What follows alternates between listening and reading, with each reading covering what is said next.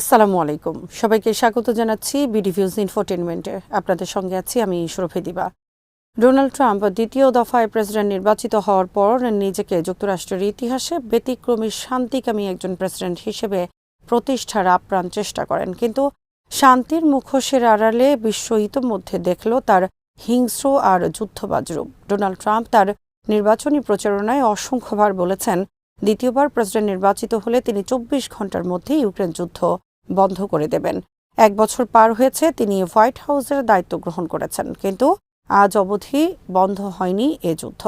গোটা বিশ্ববাসী আরও দেখেছে ট্রাম্পের সহায়তায় গাজা ইসরায়েলের পৈশাচিক বর্বরতা আর গণহত্যা।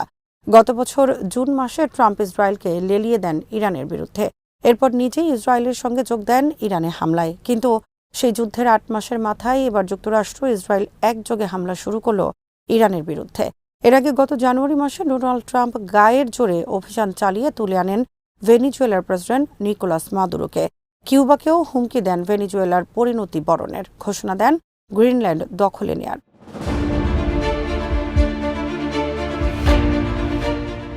ডোনাল্ড ট্রাম্পের একান্ত বাসনা যুক্তরাষ্ট্রের ইতিহাসে একজন অনন্য সাধারণ প্রেসিডেন্ট হিসেবে তার নাম লেখা থাকবে। তিনি এমন কিছু করতে চান যেন যুক্তরাষ্ট্র এবং গোটা বিশ্ব ট্রাম্প পরবর্তী যুগ হিসেবে আখ্যায়িত হয় শতাব্দীর পর শতাব্দী ধরে। এই লক্ষ্যে তিনি যুক্তরাষ্ট্রকে গোটা বিশ্বব্যাপী যুদ্ধ থেকে বের করে আনার কথা ঘোষণা করেন বারবার। সারা বিশ্ব থেকে যুক্তরাষ্ট্রের ঘাঁটিও গুটিয়ে আনার কথা বলেন। নিজেকে যুদ্ধবিরোধী হিসেবে বারবার প্রমাণেরও চেষ্টা করেন। তীব্র বাসনা পোষণ করেন শান্তিতে একটি নোবেল পুরস্কার পাওয়ার জন্য, কিন্তু বাস্তব ক্ষেত্রে দেখা গেল তার গোটা অস্তিত্ব জুড়ে যুদ্ধ আর ধ্বংস ছাড়া কিছুই নেই।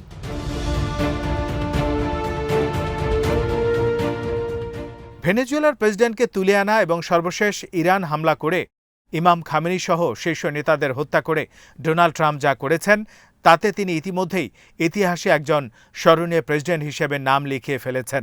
তবে দুর্ভাগ্য ট্রাম্পের ইতিহাসে তিনি আখ্যায়িত হবেন একজন যুদ্ধবাজ, দখলদার, সাম্রাজ্যবাদী বা নয়া উপনিবেশবাদ প্রতিষ্ঠাকারী তীব্র বর্ণবাদী প্রেসিডেন্ট হিসেবে। শ্রদ্ধা ভরে নয়, সিনিয়র ও জুনিয়র বুশের মতো তার নামও মানুষ যুগ যুগ ধরে স্মরণ করবে তীব্র ঘৃণায়।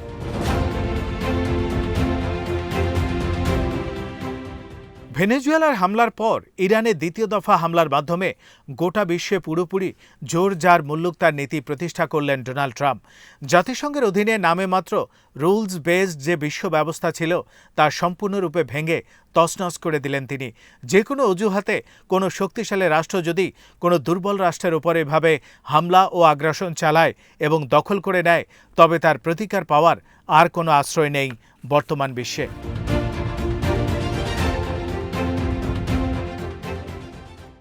বিশ্ব আবার ফিরে গেছে সেই ১৫০০ শতকে, যেখানে ইউরোপের বিভিন্ন শক্তিশালী দেশ একের পর এক কেবলমাত্র অস্ত্রের জোরে এশিয়া, আফ্রিকা ও ল্যাটিন আমেরিকা সহ গোটা বিশ্ব দখল করে নিয়েছিল। ইসরায়েলের কাছে শতাধিক পারমাণবিক বোমা আছে, কিন্তু ইরানকে কোনো অবস্থাতেই তারা পারমাণবিক বোমার অধিকারী হতে দেবে না। কেবল তাই নয়, ইসরায়েলে হামলা করা যায় এমন কোনো মিসাইলও থাকতে পারবে না ইরানের কাছে। এই হলো আবদার যুক্তরাষ্ট্র, ইসরায়েল ও সভ্যতার মুখোশধারী গোটা পশ্চিমা বিশ্বের।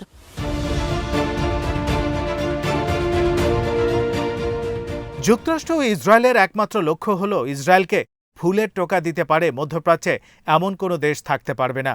সৌদি আরব, সংযুক্ত আরব আমিরাত, জর্ডান, বাহরাইন, কাতার, কুয়েত এসব আরব রাষ্ট্রের মতো যুক্তরাষ্ট্রের একান্ত অনুগত রাষ্ট্র হয়ে থাকতে হবে ইরানকে। মধ্যপ্রাচ্যে ইসরায়েলের তুলনায় অন্য কোনো দেশ সামরিক দিক দিয়ে শক্তিশালী হতে পারবে না।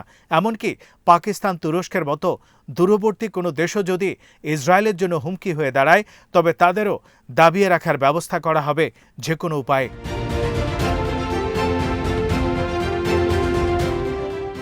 যুক্তরাষ্ট্রের প্রেসিডেন্ট ডোনাল্ড ট্রাম্প স্পষ্ট করে বলেছেন ইরানকে তার কাছে আত্মসমর্পণ করে বলতে হবে, আমরা পারমাণবিক বোমা চাই না, আমরা এ ধরনের কোনো অস্ত্র তৈরি করব না, আমরা আপনি যেভাবে বলবেন ঠিক সেভাবেই চলব।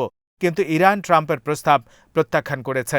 আর ট্রাম্প বলেছেন এই শর্ত না মানলে ইরানকে যুদ্ধ মোকাবেলা করতে হবে। আর সেটাই বিশ্ব দেখল 28 ফেব্রুয়ারি। এটাই হলো যুক্তরাষ্ট্র ও ইসরায়েলের ইরান হামলার একমাত্র কারণ।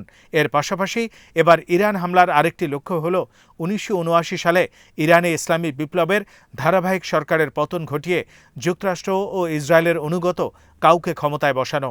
ইরানে হামলা শুরুর পর ডোনাল্ড ট্রাম্প বলেছেন, ইরানের সমস্ত অস্ত্র ধ্বংস না হওয়া পর্যন্ত হামলা চলবে।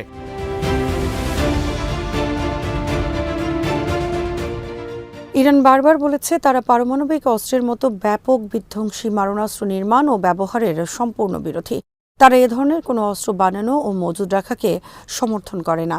তাদের পারমাণবিক গবেষণার একমাত্র লক্ষ্য হল বেসামরিক তথা বিদ্যুৎ উৎপাদন।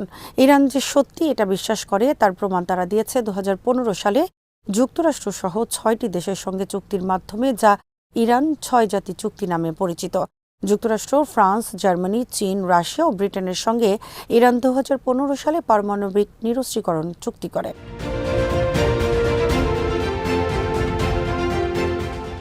চুক্তিতে বলা হয়, ইরান তার সমস্ত পারমাণবিক গবেষণাগারে 24 ঘণ্টা ক্যামেরা চালু রাখবে এবং জাতিসংঘের পর্যবেক্ষকদের কোনো পূর্ব নোটিশ ছাড়াই পরিদর্শনের অনুমতি দেবে। বিনিময়ে ইরানের উপর থেকে নিষেধাজ্ঞা তুলে নেয় যুক্তরাষ্ট্র ও পশ্চিমা বিশ্ব। কিন্তু এই চুক্তির পর মাথা খারাপ হয়ে যায় ইসরায়েলের, কারণ তারা দেখতে পায় নিষেধাজ্ঞা তুলে নেওয়ার পর অর্থনৈতিকভাবে শক্তিশালী হয়ে উঠছে ইরান এবং অর্থনৈতিকভাবে শক্তিশালী ইরানকেও হুমকি হিসেবে মনে করে অবৈধ রাষ্ট্র ইসরায়েল। তাই তারা উঠে পড়ে লাগে এই চুক্তি বাতিল করার জন্য।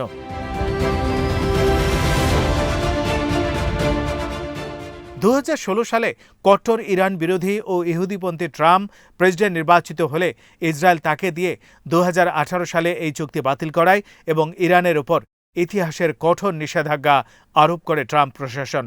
কিন্তু তারপরে ইরান থেকে নিরাপদ বোধ করতে পারেনি ইসরায়েল, কারণ ইরান নির্মিত লেবানন ও সিরিয়া জুড়ে হিজবুল্লাহ, ইরাকের শিয়াপন্থী মিলিশিয়া বাহিনী, ইয়েমেনে হুথি মিলিশিয়া বাহিনী ও গাজার হামাস ইসরায়েলের জন্য বড় ধরনের মাথা ব্যথার কারণ হয়ে দাঁড়ায়।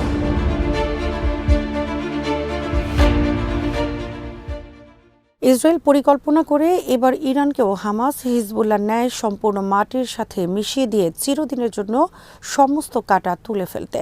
সেজন্য গত বছর জুন মাসে ইরানে হামলা চালায় ইসরায়েল যুক্তরাষ্ট্র মিলে। কিন্তু এ হামলার পরও ইসরায়েল দাবি করতে থাকে ইরানের পারমাণবিক সক্ষমতা ধ্বংস হয়নি।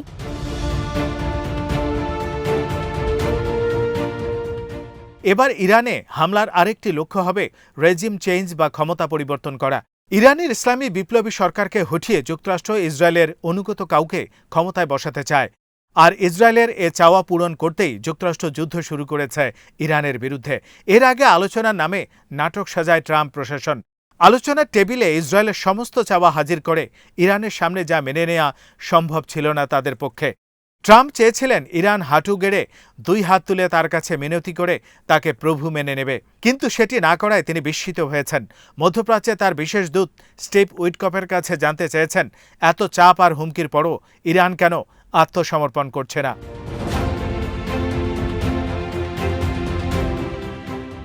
গত 4 দশক ধরে যুক্তরাষ্ট্রের রিপাবলিকান দলের প্রেসিডেন্ট মানেই চূড়ান্ত যুদ্ধবাজ হিসাবে ভূমিকা পালন করে গেছেন।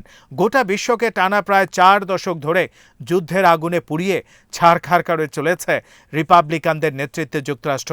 সিনিয়র বুশ 1991 সালে ইরাক আক্রমণ করে উপসাগরীয় যুদ্ধ শুরু করেন তাদের পশ্চিমা তল্পিবাহক মিত্রদের নিয়ে। এরপর তার পুত্র জুনিয়র বুশ 2001 সালে সন্ত্রাসের বিরুদ্ধে অনন্ত যুদ্ধের নামে আফগানিস্তান দখল করেন। এরপর 2003 সালে জুনিয়র বুশ সম্পূর্ণ মিথ্যা অভিযোগে আগ্রাসন চালিয়ে ধ্বংস করে ইরাক। ইরাকের সাদ্দামের পতনের পর লিবিয়ার গাদ্দাফির ভিত দুর্বল করে দেয় বুশ প্রশাসন এবং পরবর্তীতে তার পতন ঘটে।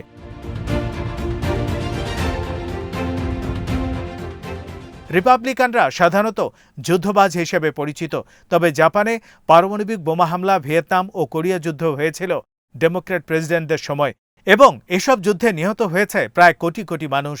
দ্বিতীয় বিশ্বযুদ্ধের পর থেকে আজ অবধি যুক্তরাষ্ট্রের ইতিহাস মূলত বিশ্বব্যাপী যুদ্ধ, দখল, লুটপাট আর ধ্বংসের ইতিহাস।